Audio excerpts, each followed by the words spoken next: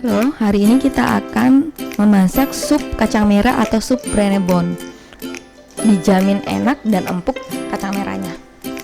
Silakan di subscribe dulu dan nyalakan loncengnya ya. Jangan lupa di like juga. Nah, kita siapkan dulu bahannya ya.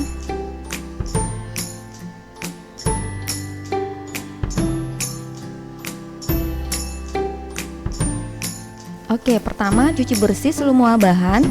Kacang merahnya kita cuci bersih. Ini kacang merah yang sudah direndam semalaman. Kemudian dagingnya jangan lupa pilih yang ada lemaknya ya, supaya nanti masih ada rasa lemak-lemaknya. Untuk yang pertama kita bersihkan dulu bau amis dari dagingnya. Naikkan air sampai mendidih. Kemudian masukkan dagingnya. Kita masak sekitar 10-15 menit. Nah, nanti akan keluar kotoran-kotorannya seperti ini. Setelah selesai, sudah keluar, kita aduk-aduk, kita angkat dulu, kemudian kita buang dulu air rebusan yang pertama. Ini supaya nanti kuahnya itu masih cukup bening dan rasanya tidak amis. Kemudian naikkan lagi air, kemudian bumbu rebusan. Di sini untuk bumbu rebusannya tidak perlu digeprek, cukup dimasukkan bulat-bulat seperti ini. Kemudian kita tutup dan masak sekitar 1 jam. Kemudian kita siapkan kacang merahnya. Kacang merah yang digunakan kacang merah kering yang sudah direndam sekitar 4-5 jam. Semakin lama kita rendam, semakin cepat empuk kacang merahnya. Kemudian kacang merah kita masukkan setelah 1 jam supaya nanti kacang merahnya tidak hancur ketika disajikan. Nah, sudah masuk semua, kita masak lagi kurang lebih sekitar 2 jam. Kalau pakai presto bisa lebih cepat lagi, mungkin 30 menit, tapi urutannya tetap seperti ini. Jadi nanti di tengah-tengah baru dimasukkan kacang merahnya. Nah, kita aduk-aduk lagi sebentar. Kemudian kita tutup dan masak sekitar 2 jam. Nah, setelah selesai 2 jam dimasak, tampilannya seperti ini. Kacang merahnya sudah mulai keluar warnanya. Selanjutnya kita siapkan untuk bumbu yang ditumis. Di sini kita memberi bumbu 2 kali supaya nanti di akhir bumbunya itu nggak hilang.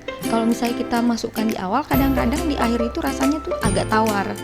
Nah, makanya kita berikan bumbu di depan supaya dagingnya masih dapat rasa dari bumbu ketika direbus, dan di akhir itu bumbu-bumbunya itu keluar semua. Kalau misalnya kita berikan di akhir. Nah, ini silakan untuk diulek. Nah, ketika menguleknya itu tidak perlu sampai hancur bener sih, cukup sampai seluruh bahan-bahannya itu kegeprek gitu supaya rasanya keluar.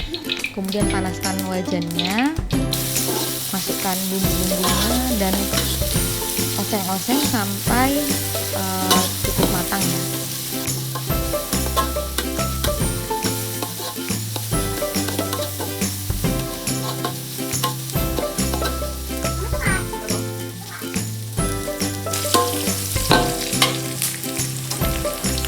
Kalau sudah kuning seperti ini, sudah harum, kita masukkan ke dalam rebusan daging. Masukkan semua, aduk-aduk. Terus kita masak sekitar 15 menit lagi supaya seluruh bumbunya meresap.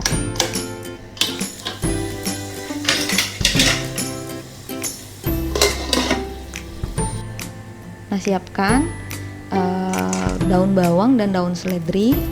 Nah, kalau sudah, kita masukkan daun bawang dan seledrinya. Nah, ini kita masaknya bentar aja, sekitar 3 menit.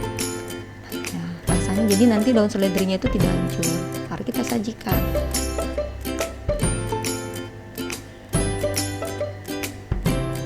Nah, nanti dikoreksi dulu ya rasanya ya, mungkin ada garamnya yang kurang atau ada yang kurang mericanya, bisa ditambahkan sebelum disajikan.